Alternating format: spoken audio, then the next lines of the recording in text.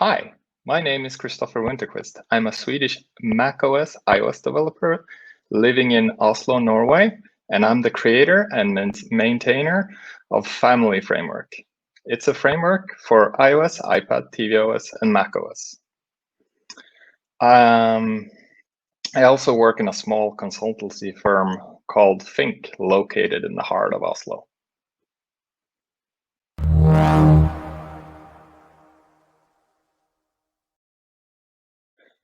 So, what is Family? It's a framework that solves the age-old iOS issue. Can you put a scroll view inside of a scroll view? If you look up on Stack Overflow, there's a lot of issues related to trying to do that in practice. It can be hard to do, and it also usually don't end up being that reusable. So the sole purpose of this framework is to provide an easy way to build dynamic cell sizing view hierarchies that are both efficient and performant.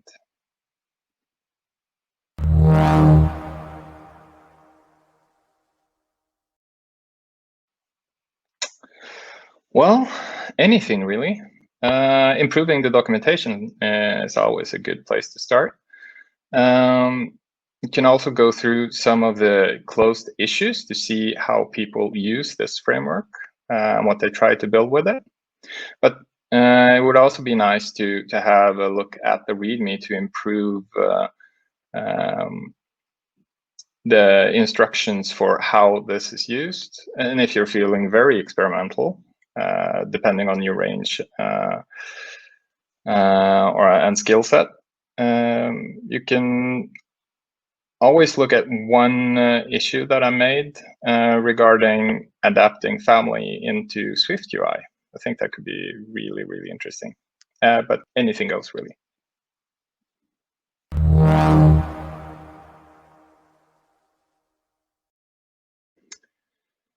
It all depends on what task. Like we previously discussed, if it's just a README thing, then proper English is probably a good skill to have. The source code is written in Swift, and it relies heavily on AppKit and UIKit. So a basic understanding of the view hierarchy, the life cycle, and how scroll views work on Apple's platforms is a big plus. It's also good to have some knowledge about how container view controllers, the parent and child relationship between view controllers, work in both AppKit and UIKit.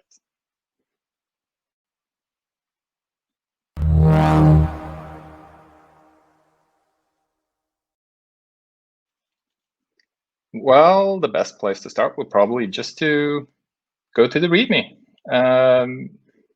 Read it from top to bottom, and then, of course, set up Xcode. So head over to developer.apple.com and just download and install Xcode. Follow the instructions in the README, and then check the closed issues to get some more in-depth. I mentioned that earlier. And then just go through the source code. You might learn some stuff. There's a bunch of different algorithms used, like linked list and binary searching and whatnot. Also check previously merged pull requests. There's a lot of information that is handy to know, and a bunch of gotchas just for learning purposes.